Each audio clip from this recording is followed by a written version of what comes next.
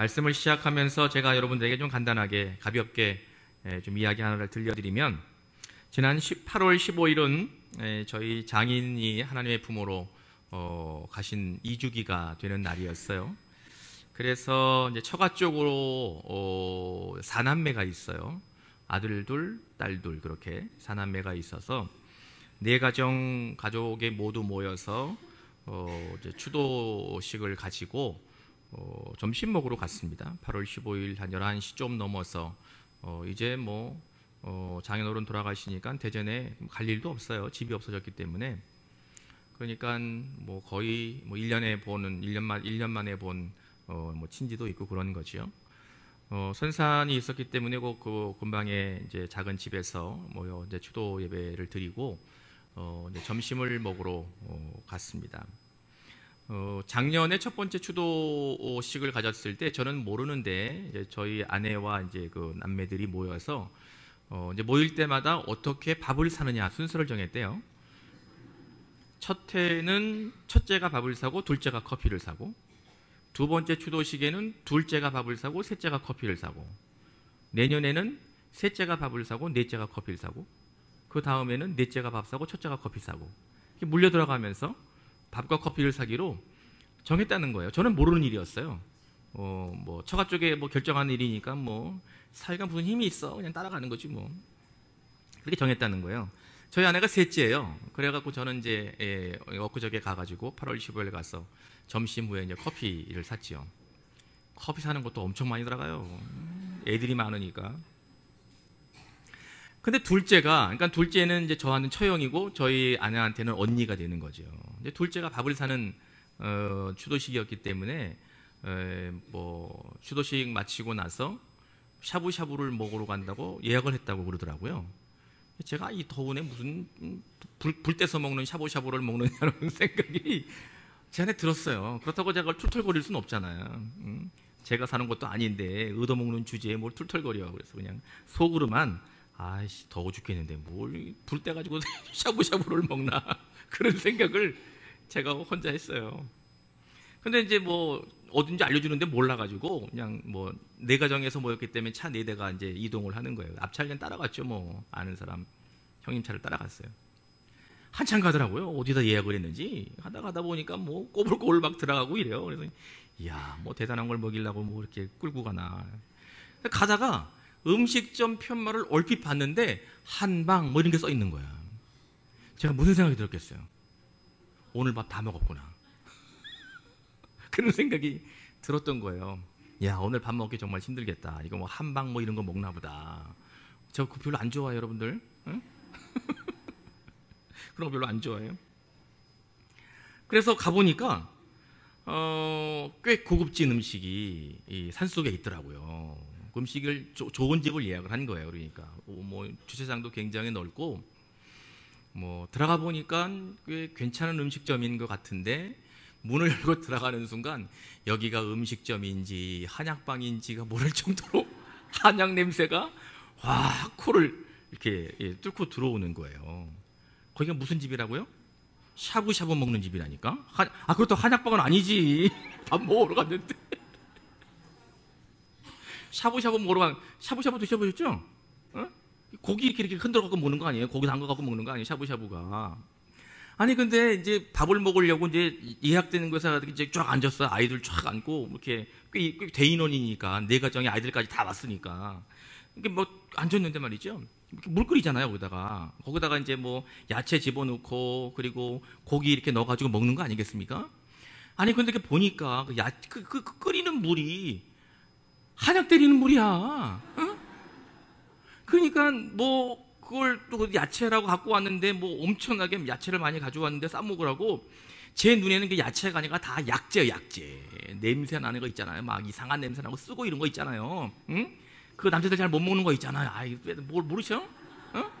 저만 그래요? 우리 남자들 모르세요? 권사님들 잘 안 드시잖아요. 그런 거 좋아하세요? 우리 장보 권사님 좋아하시나 본데. 좀 맞춰주셔요. 지난주에도 안 맞춰주시더니 또 이번에도 안 맞춰주시고 그래. 응? 담임 목사가 뭘 물으면 좀 그런 일 하고 좀 맞춰주셔. 근데 샤브샤브 거기다가 이제 그 소고기를 이렇게 야채 넣고 약재 넣고 한약 때리는 물에다가 온갖 약초 다 집어넣고 한약 냄새 막 펄펄펄펄 내는 나오다가 소고기를 담궈갖고 먹으라는 거예요. 여러분들 한약 끓이는 물에 소고기 담궈갖고 먹어보신 적 있어요? 그만 궁금하세요? 궁금하시면 이제 알려드릴게. 아니야, 알려드릴 수도 없어. 내가 별 기억하고 싶지 않아. 거기가 그 고기가 아니에요. 그건요, 그냥 한약이야, 한약. 고기 먹는 게 아니고 완전히 한약이에요. 한약 끓이는 물에다가 아무리 좋은 고기를 담궜다 꺼낸들 그게 뭔 맛이 나겠냐고요. 한약이지, 한약. 그러니까 아유 참, 그거 먹는데 얼마나 힘들었는지 몰라요. 어른도 먹기가 힘드니 애들은 어떻겠어요. 애들은 뭐 앉아가지고 어른이 밥을 사준다고 가서 앉기는 했는데 서로 눈치만 보고 이걸 먹어야 되는지 말아야 되는지, 먹으라고 주니 안 먹을 수는 없고 입에 집어넣으니 맛은 안 나고 아주 얼마나 난감했는지 몰라요. 저는 못 먹고 있는데 제 아내는 며칠 동안 감기가 걸려가지고 고생을 했거든요. 건강에 좋고 감기에 좋은 거라고 국물까지 다 마시더라고. 그래도 먹는 사람도 있긴 있어요. 엄청 사람 많아 거기. 응? 거긴 또 이렇게 남자들은 별로 안 좋아하는데 우리 여성분들은 그런 거 좋아하시잖아요. 여성분들은 엄청 많이 와가지고 그걸 드시고 계시더라고요. 음식도 비싸요. 또 온갖 한약재를 먹는 거니 생각해보세요. 비싸지 않겠어요? 문제는 말이죠, 저희 처형, 그 음식점 예약한 처형, 저희 아내한테 언니, 이 양반이 저랑 식성이 똑같아. 이분도 못 먹어요 그거를. 응? 이분도 그거를 먹을 수 없는 분이에요. 한약 냄새 나는 거는 아주 그냥 뭐 집색하는 분이에요.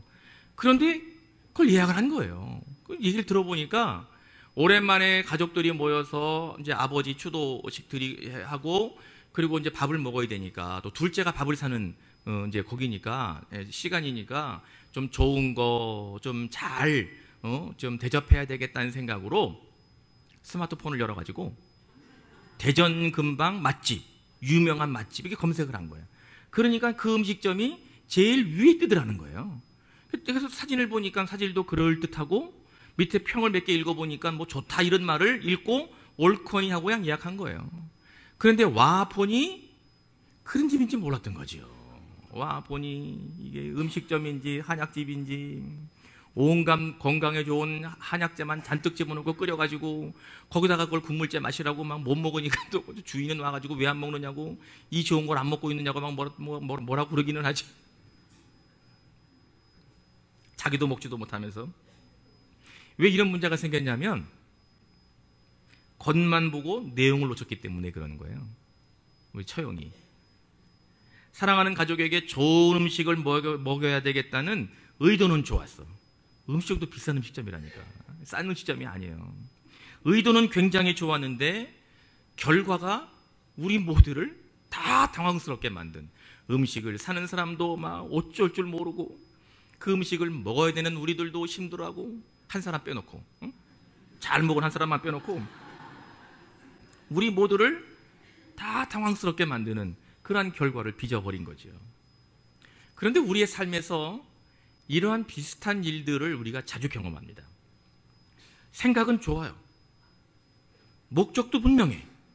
의미도 있어 보여요. 그런데 실제로 그 일을 해보면 뜻밖의 결과, 예상하지 못하고 의도하지 못했던 낭패한 일을 경험하는 일들이 우리 가운데 비교적 자주 일어납니다. 여러분들 가만히 생각해 보면 크고 작은 일 때문에 여러분들 이런 말 많이 해보셨을 거예요. 아니 내 뜻은 그런 게 아니었어. 내가 원래 이렇게 하려고 그랬던 게 아니었어. 이게 내가 생각한 게 아니었어. 이런 일들을, 이러한 말들을 여러분들 아마 여러 번 해보셨을 거예요.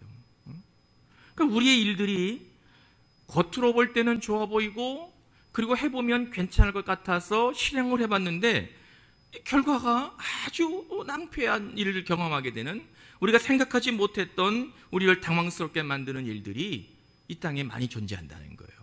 선한 의도를 갖고 일을 시작했는데 결과는 선하지 못하고 우리를 어렵게 만들고 곤란하게 만드는 결과를 빚어지는 일들이 굉장히 많이 있습니다. 우리가 몰라서 그렇죠. 또 여러분들 뭐 텔레비전 여러분들 보시면 뭐 아프리카 뭐 이런데 뭐 후원하라고 막 이런 거 뜨는 거 여러분 보셨잖아요. 뭐 5만 원, 뭐 2만 원 뭐 내라고 그러잖아요.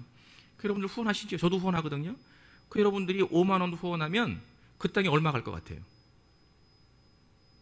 생각 안 해보셨죠? 예를 들어서 5만 원, 저 5만 원 후원하거든요.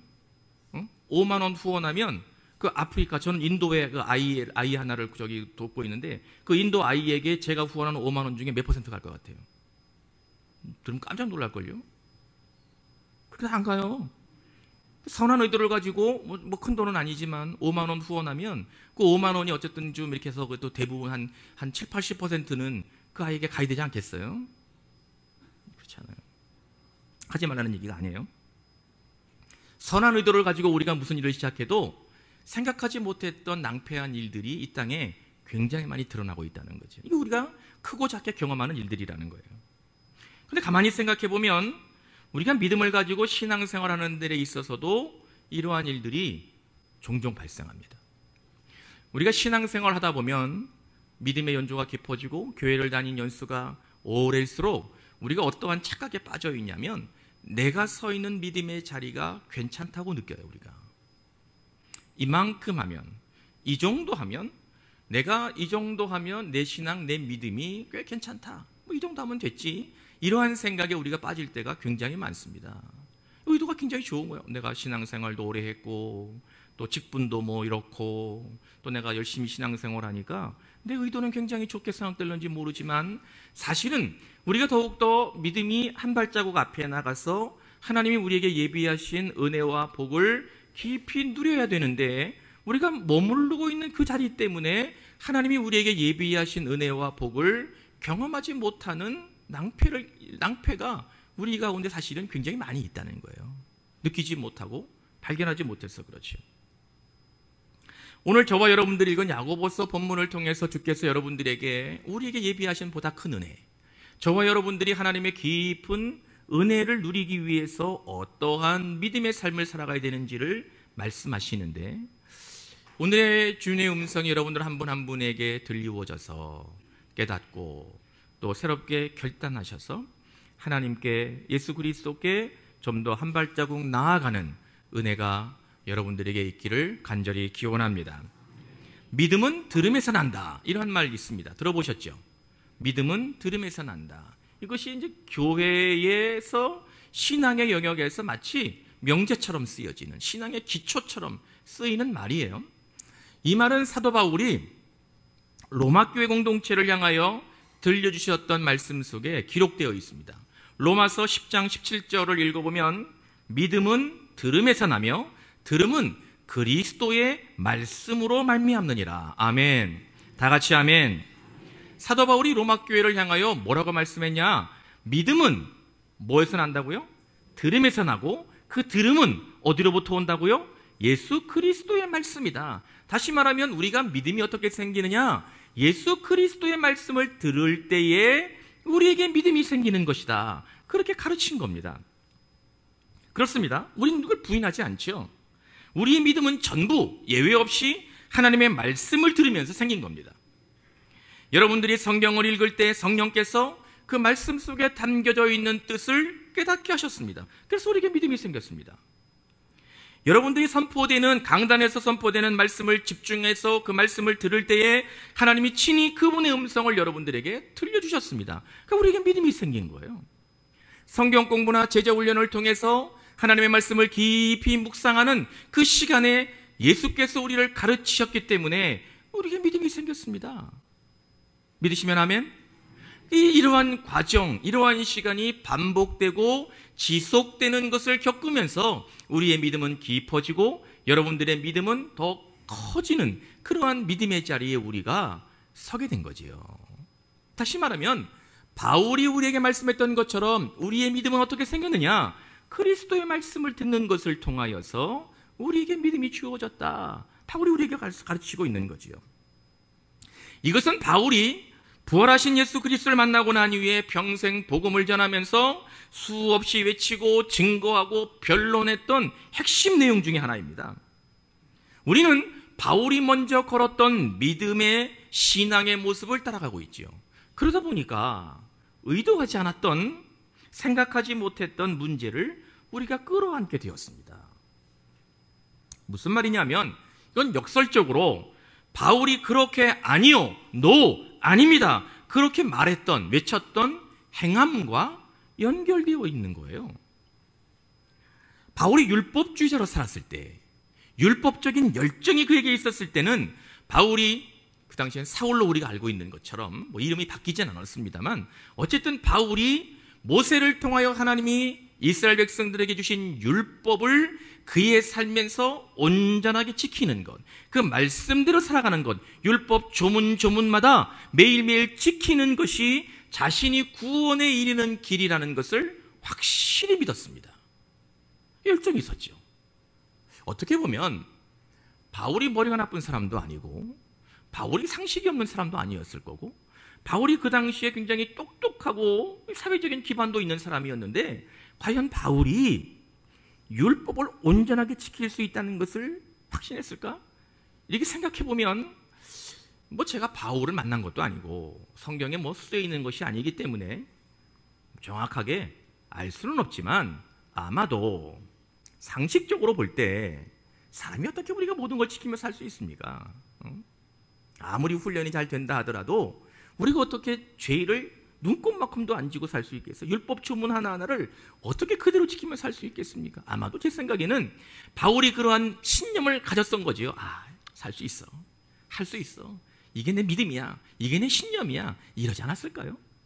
어쨌든지 간에 바울은 자신이 율법을 온전하게 율법 조문에 따라 살아가는 것이 구원의 일이라는 것을 확실히 믿었고, 그렇게 믿고 싶었을런지도 모르는 그러한 것 때문에 그는 열심히 있었습니다. 예수님을 믿는 사람들, 예수를 구주로 고백하는 사람들을 잡아다가 옥에 가두고 죽이는 일에 열심을 내었던 거죠. 바울이 그랬습니다. 그런데 바울이 우리가 아시는 것처럼 부활하신 그리스도를 만나고 난 이후에 그의 삶이 완전히 달라졌습니다. 부활하신 그리스도를 만나고 난 이후에 그의 생각, 그의 사고, 그의 지식, 그의 경험, 그의 모든 종교적 신념이 완전히 달라졌습니다. 달라진 것이 무엇이죠? 예수님을 믿음으로 구원에 이른다, 그렇게 고백하게 된 거예요. 율법의 조문을 지키는 것을 통하여 구원에 이른다 해서 예수 그리스도를 믿는 것을 통하여 우리가 구원에 이른다, 그렇게 고백하고 그렇게 말씀을 써서 우리에게 증거하고 있는 거죠. 이게 뭐예요? 우리가 따라가고 있는 겁니다. 저와 여러분들이 지키고 있는 거예요. 우리가 구원을 어떻게 받습니까? 예수님을 믿음으로 우리가 구원받습니다. 그렇게 우리가 고백하잖아요. 그러다 보니까 우리가 행함의 문제를 어떻게 다룰 것인지가 굉장히 어정쩡한 상태에 빠지게 되었다는 거예요. 바울은 믿음을 강조합니다. 그 믿음은 들음에서 난다고 말씀하고 있습니다. 우리에게 믿음이 생겼어요. 그리스도의 말씀을 들음으로, 성경을 읽음으로, 주께서 우리를 가르치는 것을 통하여 저와 여러분들에게 믿음이 생겼습니다. 믿음이 깊어지고 믿음이 많아졌습니다. 그런데 그 믿음이 과연 행함과 어떻게 연결이 되는지에 관하여서는 우리가 그렇게 깊이 생각해 보려고 하지 않았다는 거예요. 바울을 따라가다 보니까. 성경이 우리에게 가르치고 있는 진리지요. 그런데 야고보서는 오늘 저와 여러분들이 읽은 본문을 통하여 그렇게 생긴 믿음이 온전해지려면 무엇을 해야 하는지를 들려주고 있는 거예요. 아주 진지하게 들어야 되는 주님의 음성입니다. 야고보 사도에 의하면 그리스도인이 구원의 진리, 은혜의 문턱에 설 수 있는, 다시 말하면 말씀을 들음으로 믿음이 생겼지만 그 믿음이 구원이 주는 진리의 근원에 다가가기 위해서는, 은혜의 깊은 지경에 이르기 위해서는 우리의 삶의 자세가, 우리의 믿음의 태도가 어떠해야 되는지를 오늘 본문을 통하여 구체적으로 들려주고 있다는 거예요. 믿는 자에게 드러나 보여야 되는 삶의 모습, 삶의 태도가 있습니다. 야고보 사도는 25절에서 이러한 말을 쓰고 있습니다. 자유롭게 하는 온전한 율법. 여러분들 이 말씀을 어떻게 읽으셨는지 모르지만 저는 목사고 설교를 준비하는 사람이었기 때문에 요 문장을 요 단락을 가지고 생각하고 또 참고서적도 읽고 그래서 압니다만, 여러분들은 자유롭게 하는 온전한 율법이라는 말을 들으면 어떤 느낌이 드시나요? 바울이 율법 조문에 따라 구원받는다, 이것이 아니라 그리스도를 만나고 보니까 예수님을 믿음으로 구원해 받는다, 행함이 우리를 구원시키는 게 아니고 율법이 우리를 구원하는 게 아니고 예수님을 믿는 믿음으로 구원에 이른다고 말했다고 했잖아요. 그런데 야고보 사도는 우리에게 뭐라고 기록하고 있냐면 자유롭게 하는 온전한 율법, 이렇게 말하고 있습니다. 율법을 긍정하는 거예요. 온전한 삶을 어떻게 만들어요? 율법이 만들어요. 온전한 삶은 율법이 만들어요. 그러나 우리를 죄로부터 해방하고 죄에서 벗어나서 자유로운 하나님의 자녀로 살아가게 하는 온전한 율법이라는 이 말 속에 야고보 사도가 우리에게 무엇을 전하려고 하는지가 함축되어 있는 말이 아닐 수 없는 거죠. 야고보 사도는 말씀을 들어서 믿음을 갖게 되는 성도가 은혜의 깊은 자리에 이르기 위해서 변화되어야 되는 삶의 태도를 오늘 3가지에 걸쳐서 우리에게 말씀하고 있습니다. 죄송합니다. 야고보 사도는 믿음을 갖게 되었다면, 그리스도가 들려주는 말씀을 들어서 너희들에게 믿음이 생겼다면 적어도 이 3가지는 우리의 삶에서 드러나야 된다. 그게 온전한 믿음의 삶을 살아가는 그리스도인이다, 이렇게 가르치고 있는 겁니다. 그 하나가 뭐냐면 감정을 조절해라, 이겁니다. 감정을 조절해라. 19절과 20절을 읽어보면 19절 성내기도 더디하라. 20절 사람이 성내는 것이 하나님의 의를 이루지 못함이라. 아멘. 다 같이 아멘. 사람이 성내는 것이 하나님의 의를 이루지 못함이라.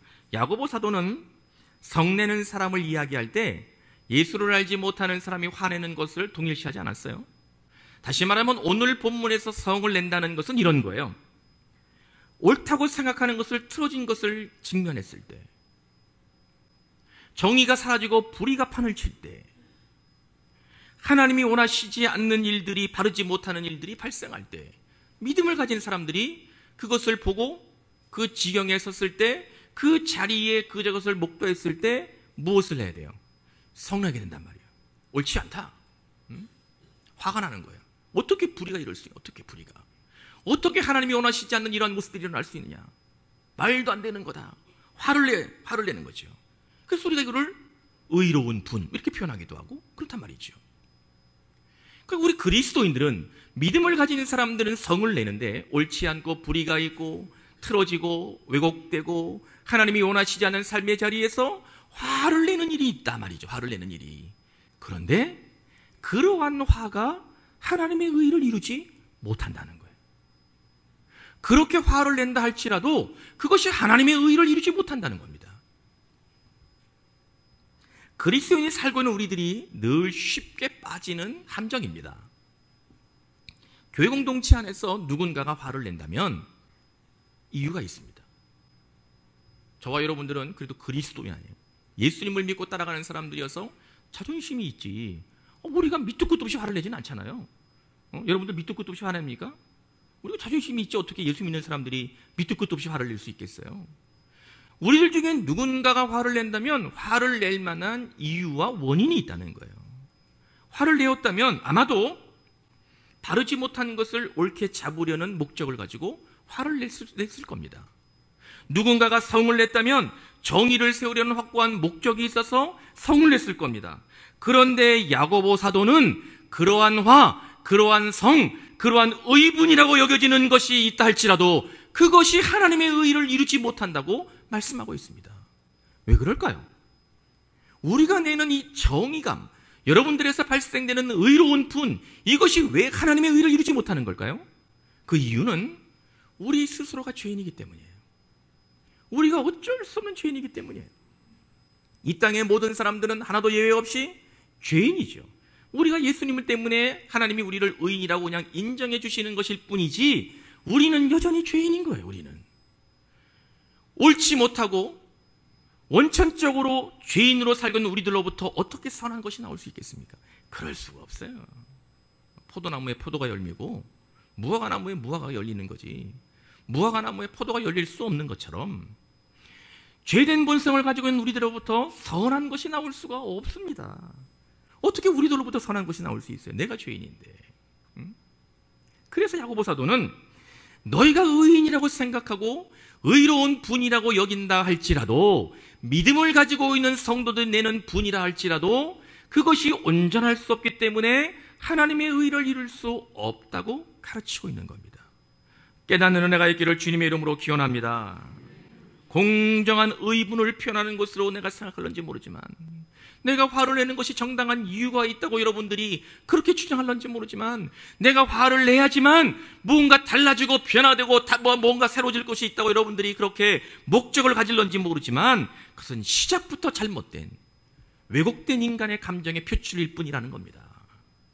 그렇기 때문에 야고보 사도는 성내지 말라는 거예요. 의로운 분이라도 내지 말라는 거예요. 참으라는 거예요. 참아야 돼요. 화내지 마세요. 참아야 돼요. 교회 안에서 화내지 마세요. 절대로 화내지 마세요. 참아야 돼요. 두 번째는 말씀이 우리에게 거울이라는 것을 잊어서 안 된다고 야고보 사도가 가르칩니다. 23절, 24절을 읽어보면 누구든지 말씀을 듣고 행하지 아니하면 그는 거울로 자기의 생긴 얼굴을 보는 사람과 같아서 제 자신을 보고 가서 그 모습이 어떠했는지를 곧 잊어버리거니와, 이렇게 말씀하고 있습니다. 야고보 사도가 주님의 뜻으로 전달하는 것은 너무도 명백합니다. 말씀을 듣는 것으로 끝나서 되는 것이 아니라 그 말씀을 듣는 시간에 나의 죄됨을 보았다면, 말씀을 듣는 시간을 통하여 나의 왜곡된 모습이 발견되었다면, 말씀을 읽고 묵상하는 것을 통해서 나이가 지금까지 왜곡되고 잘못된 삶을 살아왔다는 것을 깨달았다면, 그것을 보았다면 즉시 나의 왜곡되고 죄된 모습을 바로잡아야 된다는 겁니다. 우리가 거울을 보는 이유가 어디 있습니까? 여러분들이 오늘 교회 오시기 전에 다 거울 보고 오셨죠? 거울 안 보고 교회 오신 분들은 한 분도 안 계실 겁니다. 저도 집에서 나올 때 거울을 보고 나왔어요. 예배를 들어오기 전에 문 앞에 있는 거울을 제가 항상 봅니다. 제가 왜 거울을 보냐면, 저야 뭐 거울 안 봐도 뭐 괜찮긴 사람이긴 한데 용서하십시오. 거울을 보는 이유는 예배의 집중에 방해가 되는 것이 제 머리나 얼굴이나 옷매무새에 있다면 예배의 집중을 방해할 수 있기 때문에 제가 보고 나오는 거예요.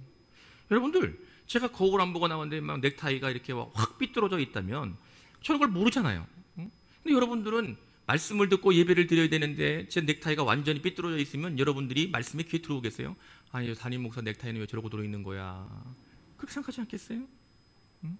제가 얼굴에 뭐가 이만한 걸 하나씩 붙이고 왔다면, 그걸 보지 못했다면 여러분들이 예배 드리면서 예배에 집중이 되겠어요? 담임 목사 얼굴에 저 붙어있는 것도 이제도 못하고 저거 어떡하면 좋으냐, 저 떨어질래나 안 떨어질래나 그 생각만 하고 있을 거 아니에요. 응? 그러니까 거울을 제가 보는 거예요. 여러분들도 거울을 보면서 머리 고치고 얼굴 이렇게 이쁘게 화장하시고 그리고 옷매무새도 만지시고, 거울 보고 잘못되고 뭔가 있다는 것을 알고 그대로 오시는 분이 어디 있어요? 다 띄고 고치고 어루만지고 그리고 여러분들이 오시는 것처럼 야고보 사도가 말씀이 뭐냐? 말씀을 가지고 사는 사람은 말씀을 들었다면 그 말씀이 우리에게 마치 거울과 같아서 말씀을 읽을 때, 말씀을 볼 때, 말씀을 묵상할 때 내 얼굴의 모습이 왜곡되고 내 삶의 죄악된 모습이 보여지고 비춰진다면 그거를 즉시 고치고 바로잡고 온전한 삶을 살아야 한다는 겁니다. 여러분들, 하나님의 말씀이 뭐라고요? 거울이라고요. 거울. 하나님의 말씀이 거울이라는 것을 어떠한 순간에도 잊지 않는 것이 온전한 믿음의 삶을 살아가는 성도라는 것을 깨달을 수 있기를 간절히 기원합니다. 세 번째는 말을 조심하라는 겁니다. 19절, 말하기는 더디하며, 26절, 누구든지 스스로 경건하다 생각하며 자기 혀를 재갈 물리지 아니하고 자기 마음을 속이면 이 사람의 경건은 헛것이라. 아멘. 다 같이 아멘. 야고보 사도가 쓰는 이 경건하다는 말은 오늘 말씀의 흐름으로 볼 때 믿음이 있는 사람이라고 동의어로 쓸 수 있겠습니다. 그렇지 않을까요? 다른 말로 표현하면 그리스도인의 모습입니다. 믿음이 있어서 경건한 삶을 사는 그리스도인이라면 말을 조심하라는 거예요. 말하기를 더디하고 내 입에 재갈을 물리라는 거예요. 말하지 말라는 거예요. 그러니까 하고 싶은 말 다 하지 말라는 거예요. 말하기를 더디하고 내 입을 재갈을 물리라는 거예요. 경건한 그리스도인이라면, 믿음이 있는 사람이라면. 야고보 사도가 오늘 본문에서 상대방을 생각하지 않고 내뱉는 말을 하면 그 말이 우상을 만드는 것과 다를 바가 없다고 말씀하고 있습니다. 오늘 본문에서 이 사람의 경건은 헛것이라 말하고 있는 이 헛것, 헛되다라는 말은 우상이다라는 말과 같은 말을 쓰고 있는 말입니다. 우상이라는 의미를 가지고 있는 말이라는 거예요. 그러니까 경건한 그리스도인이라고 믿는 저와 여러분들이 말씀을 들어서 믿음이 있고 경건한 삶을 살아가는 그리스도인이라고 생각하는 저와 여러분들이 하고 싶은 말 다 하고 내 말로 인하여 누군가의 마음을 상처를 주고 실족하게 만들고 낙담하게 만들면 내 경건, 내 믿음이 내 스스로를 우상화시키는 것이 된다는 겁니다. 이해가 되십니까? 이해가 되시면 아멘. 깨닫는 은혜가 있기를 주님의 이름으로 기원합니다. 그러니까 우리가 믿음을 가지고 경건한 그리스도인으로 살고 있는 저와 여러분들이 교회 공동체 안에서 여러분들이 내뱉는 말을 통해서 누군가가 실족하고 상처받고 눈물 흘리고 아픔을 경험한다면 여러분들의 믿음이 아무리 좋다 한들, 여러분들의 경건의 모양이 그렇게 보인다고 한들 그것은 우상과 다를 바가 없다는 거예요. 내가 우상이 된다는 겁니다. 얼마나 무서운 말이에요, 여러분들. 굉장히 무서운 말이에요. 내가 우상이 된다는 거예요. 우리 사랑하는 성공의 성도님들, 경건한 그리스도인들은 말이죠, 말을 조심해야 돼요. 말을. 하고 싶은 말 다 하면 안 돼요. 절대로 하고 싶은 말 다 하시면 안 돼요. 하고 싶은 말 다 하는 거 아니에요. 야고보 사도가 믿음을 가진 그리스도인들이 우리의 삶에서 믿음으로 살아날 때, 정말 믿음이 드러나는 삶을 살아갈 때 복을 받으며, 아멘, 은혜의 깊은 자리에 들어가서 하나님이 주시는 참다운 기쁨을 누릴 수 있다는 것을 깨달을 수 있기를 기원합니다. 우리는 하나님의 말씀을 듣고 묵상하고 또 그 말씀을 읽는 일에 열심을 해야 됩니다. 그래야지만 우리에게 믿음이 생기기 때문이에요. 말씀을 읽고 말씀을 듣고 말씀을 묵상해야지만 저와 여러분들에게 믿음이 들어와서 믿음이 생기고 믿음이 깊어지게 되는 겁니다. 그렇게 믿음이 생겼다고 저와 여러분들의 삶이 하나님이 원하시는 삶이냐? 그건 아니라는 거예요. 야고보 사도에 의하면 주님이 우리의 삶을 기뻐하시는 것은 말씀을 들어서 우리에게 믿음이 생기고 믿음의 사람이 되었다면 그 믿음의 모습이 적어도 세 가지만큼은 우리의 삶에서 드러나 보여야 된다는 거예요. 첫 번째가 뭐예요? 화내지 말라는 거예요. 화내지 말라는 거예요. 화낼 만한 이유가 있어도, 성낼 만한 조건이 생겨도, 의분이라고 여겨지더라도, 내가 화를 내야지만 뭔가 달라질 수 있다는 확신이 든다 할지라도 절대로 화내지 말라는 거예요. 교회 안에서 화내면 안 돼. 화내면 안 돼. 교회 안에서는 절대로 화내면 안 돼. 하나님께 맡기셔야 돼. 하나님이 통치하시고 하나님이 다스리시고 하나님이 해결하실 것이라는 믿음의 고백을 가지고 교회 안에서는 절대로 화내시면 안 돼. 목소리 높이시면 안 돼. 다 같이 아멘. 아멘 하십시다. 둘째는 말씀이 거울이라는 것을 어떠한 순간에도 잊으면 안 돼. 여러분들이 경건한 그리스도인이라면 말씀이 거울과 같아서 늘 내 모습을 바라보고 내 모습을 확인하고 쳐다봐서 나의 더러운 거, 왜곡된 거, 잘못된 것을 발견해야 되고 발견하는 즉시 내 삶에서 고치고 새로워지기를 결단할 수 있기를 주님의 이름으로 기원합니다. 세 번째는 말하기를 더디하고 입에 재갈을 물려야 된다. 경건한 그리스도인들은 하고 싶은 말 다 하시면 안 돼요. 교회 안에서는 절대로 여러분들 하고 싶은 말 다 하시면 안 돼요. 하고 싶더라도 참아요. 10마디 하고 싶으면 한마디만 하세요. 한마디만. 절대로 다 하시면 안 돼요. 그래서 우리의 믿음이, 말씀을 들음으로 생긴 우리의 믿음이 삶의 자리에서 드러나고 보여지고 다른 사람들에게 선한 영향력을 주어서 우리 사랑하는 성광의 모든 성도님들이 하나님이 주시는 깊은 은혜의 자리에 들어가고 주께서 예비하신 놀라운 복을 경험하실 수 있기를 주님의 이름으로 축원합니다. 오늘 말씀이 저와 여러분들에게 주의 음성이 되어서 이제 이후로부터 우리가 보다 성숙한 그리스도인으로 하나님이 원하시고 예수께서 우리를 보실 때마다 기뻐하시는 믿음의 귀한 성도들 되실 수 있기를 주님의 이름으로 축원합니다. 축원합니다. 기도하겠습니다. 전능하신 하나님, 오늘 우리에게 선포하신 말씀이 우리의 삶에서 실제로 드러나게 하여 주시옵소서. 믿음을 가진 성도들로 하나님의 은혜의 삶을 누릴 수 있도록 그 믿음이 드러나며 교회 안에 세상 속에 해같이 빛나는 아름다운 믿음의 열매를 맺어질 수 있도록 은혜를 덧입혀 주시옵소서. 존귀하신 예수님의 이름으로 기도하옵나이다. 아멘. 오늘 선포된 말씀에 대한